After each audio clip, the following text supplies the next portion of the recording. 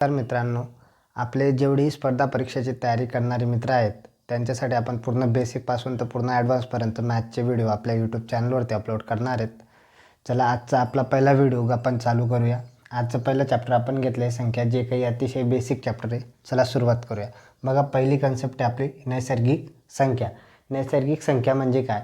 ज्या संख्या एकपासून सुरुवात होते आणि त्या संख्या अनंतापर्यंत असतात त्यांना आपण नैसर्गिक संख्या म्हणतो. बघा आता पहा, ज्या संख्यांची सुरुवात एकपासून होते व अनंतापर्यंत असतात. एकपासून सुरुवात झाली, 1 2 3 4 5 असे अनंतापर्यंत ज्या संख्या जातात त्या आपल्या काय असतात? नैसर्गिक संख्या. नैसर्गिक संख्यांना इंग्लिशमध्ये नॅचरल नंबर्स असं म्हणतात आणि ते n ह्या अक्षराने दर्शवतात. बघा आता काही महत्त्वाचे काही गोष्टी पाहूया. सर्वात लहान नैसर्गिक संख्या, सर्वात लहान जी नैसर्गिक संख्या आहे ती आहे 1 आणि सर्वात मोठी नैसर्गिक संख्या आपल्याला सांगता येत नाही. का? कारण की त्या अनंतापर्यंत असतात, म्हणून आपल्याला सर्वात मोठी नैसर्गिक संख्या सांगता येत नाही. चला पुढच्या संख्या. पुढच्या संख्यात पूर्ण संख्या. आता ह्या ठिकाणी नैसर्गिक संख्यांमध्ये नैसर्गिक संख्यांची सुरुवात 1 पासून झाली, तर आता पूर्ण संख्यांमध्ये पूर्ण संख्यांची सुरुवात आहे ती कुठून होते? शून्यापासून होते. 0 1 2 3 4 5 6 7 आणि अनंतापर्यंत ज्या असतात त्या आपल्या काय असतात? पूर्ण संख्या असतात. ज्या संख्यांची सुरुवात शून्यापासून होते व अनंतापर्यंत असतात त्या आपल्या पूर्ण संख्या असतात. पूर्ण संख्यांनाच आपण इंग्लिशमध्ये होल नंबर्स असं म्हणतो आणि कशाने दर्शवतो आपण? W ने दर्शवतो. बघा 0 1 2 3 4 5 6 7 आणि अनंतापर्यंत ज्या काही असतात त्या आपल्या काय असतात? पूर्ण संख्या असतात. चला पुढची संख्या आपण पाहूया. पूर्णांक संख्या. ज्या पूर्णांक संख्या असतात त्या काय असतात? बघा या ठिकाणी आपण नैसर्गिक संख्या पाहिलं. नैसर्गिक संख्यांची सुरुवात 1 पासून होत होती, पूर्ण संख्यांची सुरुवात 0 पासून होत होती आणि दोघी संख्या अनंतापर्यंत होत्या. आता पूर्णांक संख्यामध्ये काय आहे? संख्या रेषेवरील सर्व ऋण, धन व शून्य या सर्व पूर्णांक संख्या असतात. बघा मी या ठिकाणी एक संख्या रेषा काढलेली आहे. संख्या रेषेवर आपण ह्या इकडे म्हणजे आपल्या राईट साईडला सगळे काय आहेत? आपले धनसंख्या आहेत, सगळे धनसंख्या आहेत आणि आपल्या लेफ्ट साईडला सगळ्या काय आहेत? ऋणसंख्या आहेत. मग आता ह्या धनसंख्या ज्या शून्यापासून म्हणजे इकडच्या 0 1 2 3 4 5 अशा पूर्ण संख्या आणि इकडे -1 -2 -3 -4 या सगळ्या ऋणसंख्या, या सगळ्या मिळून काय होतात? पूर्णांक संख्या होतात. आणि पूर्णांक संख्यांनाच आपण काय म्हणतो? इंटिजर्स म्हणतो.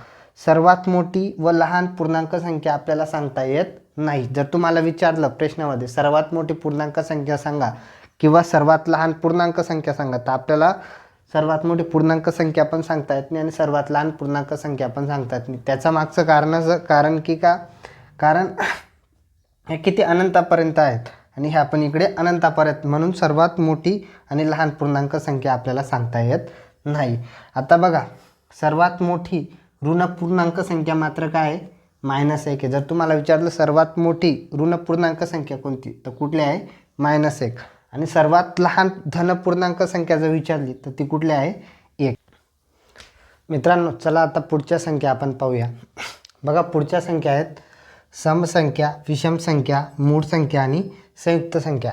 समसंख्या म्हणजे काय?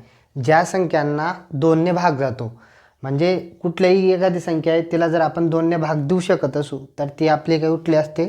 समसंख्या असते. आणि ज्या संख्येच्या एकक स्थानी 0 2 4 6 8 हे अंक असतील तर त्या आपल्या कुठल्या असतात? समसंख्या असतात. म्हणजे जर तुम्हाला समसंख्या ओळखायच्या आहेत की सम आहे का विषम आहे, तर तुम्हाला एकच करावं लागेल की ही त्या संख्येच्या एकक स्थानी 0 2 4 6 8 यापैकी अंक आहेत का ते पहा. जर असतील तर ती कुठली असेल? आपली समसंख्या असेल. किंवा आपल्याला ती संख्याला 2 ने निशेष भाग देऊन पाहायचा आहे. जर 2 ने भाग जात असेल तर ती आपली कुठली असते? समसंख्या असते. समसंख्याला इंग्लिशमध्येच इवन नंबर असं म्हणतो. बघा ह्या ठिकाणी मी काही समसंख्या दिलेल्या आहेत. 3402, त्यानंतर ह्या ठिकाणी 4,23,056, त्यानंतर ह्या ठिकाणी मी दिलेलं 8,24,624. बघा ह्या संख्या तुम्ही जर पाहिल्या तर या संख्याच्या शेवटी एकक स्थानी इथं 2 आहे, इथं 6 आहे, इथं 4 आहे. ओके, जर तुम्ही ह्या संख्या व्यवस्थित पाहिल्या तर या संख्यांना आपण समसंख्या म्हणू शकतो. कारण का? कारण की त्यांच्या एकक स्थानी 2 6 4 या संख्या आहेत आणि त्यांना 2 ने निशेष भाग जातो. चला पुढील संख्या पाहूया आपण. विषम संख्या. विषम संख्या ह्या ज्या असतात या समसंख्याच्या विरुद्ध संख्या असतात. का? कारण की समसंख्यांना 2ने भाग जातो तर विषम संख्यांना 2ने निशेष भाग जात नाही. आणि ह्या संख्याचे एकक स्थानी कुठले अंक असतात? 1, 3, 5, 7, 9 हे अंक विषम संख्याच्या एकक स्थानी असतात. म्हणजे ज्या संख्यांना 2ने भाग जातो त्याला तुमच्या समसंख्या आणि ज्या संख्यांना 2ने भाग जात नाही त्याला तुमच्या विषम संख्या. चला आता पुढच्या संख्या आपण पाहूया. तर ह्या ठिकाणी आपण पुढच्या संख्या घेतलेल्या आहेत मूळ संख्या आणि संयुक्त संख्या. मूळ संख्या म्हणजे काय?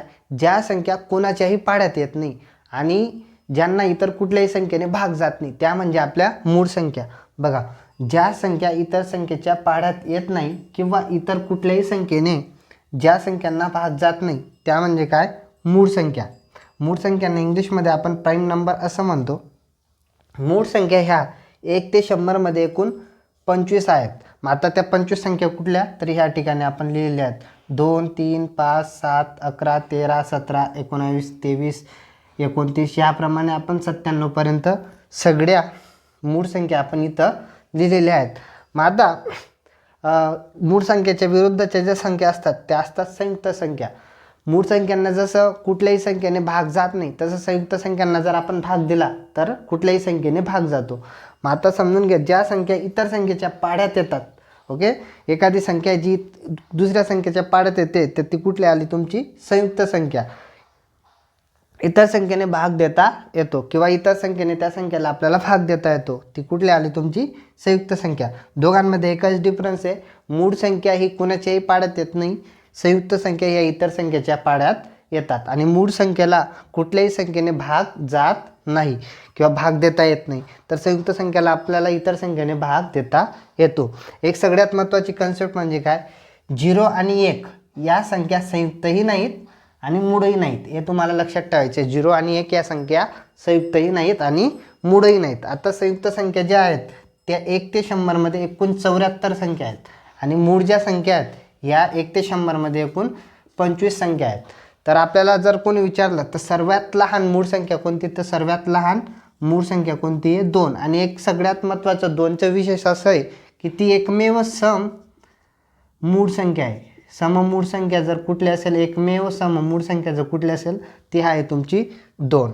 तर ह्या ठिकाणी आपण समसंख्या, विषम संख्या, मूळ संख्या आणि संयुक्त संख्या पाहिलं. चला थोडक्यात रिव्हिजन मारूया.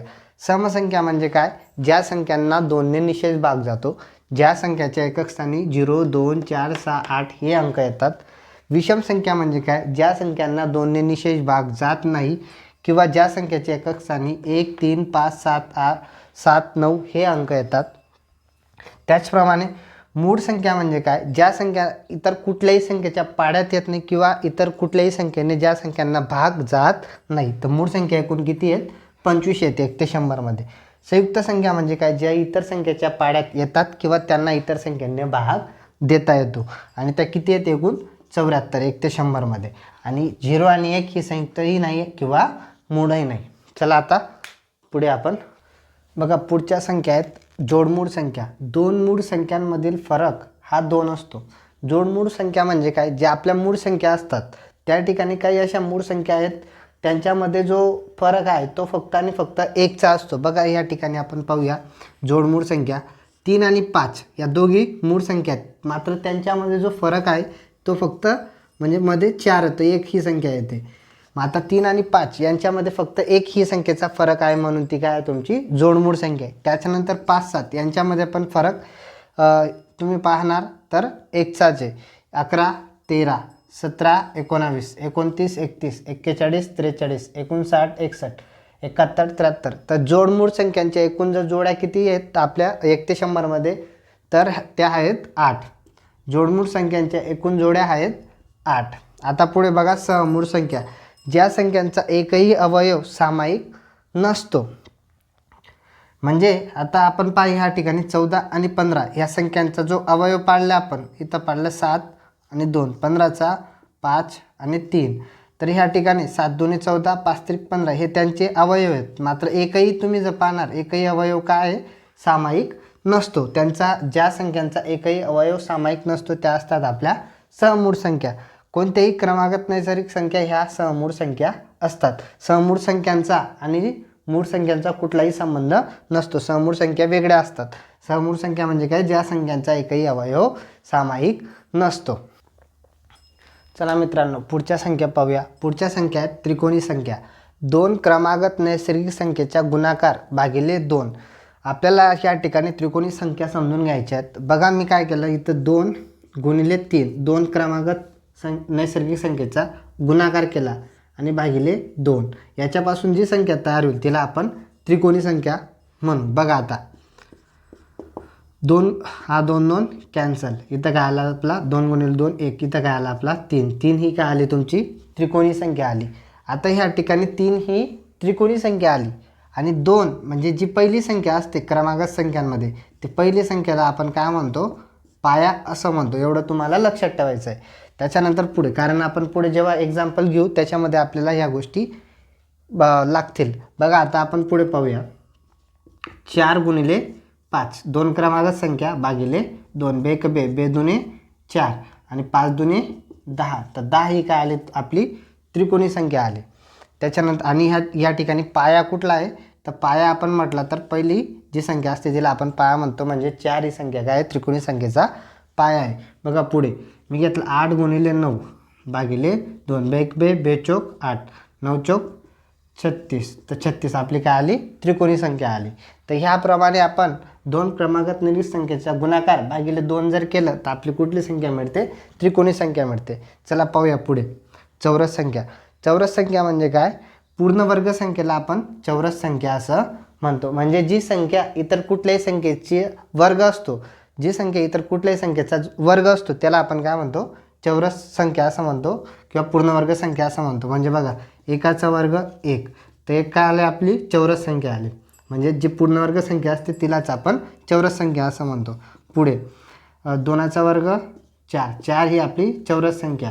त्याच्यानंतर 8चा वर्ग 64 64 ही आपली चौरस संख्या किंवा वर्ग संख्या. त्याच्यानंतर 10चा वर्ग 100 ही काय आली आपली चौरस संख्या. तर ह्याप्रमाणे या ठिकाणी आपण सगळ्या ज्या काही आपल्या संख्या होत्या या सगळ्या संख्यांच्या आपण डेफिनेशन पाहिले आहेत आणि सगळ्या संख्या आपण पाहिलेल्या आहेत उदाहरणाद्वारे. तर पुढच्या व्हिडिओमध्ये आपण ह्या संख्यांवरती कशाप्रमाणे एक्झाममध्ये प्रश्न विचारले जातात ते आपण पुढच्या व्हिडिओमध्ये पाहणार आहेत. तर मित्रांनो, तुम्हाला व्हिडिओ आवडला असेल तर व्हिडिओला नक्की लाईक करा आणि आपण अशाच प्रमाणे सिरीज चालू ठेवणार आहेत. तर त्याच्यासाठी तुम्ही आपल्या यूट्यूब चॅनलला सबस्क्राईब करू शकता.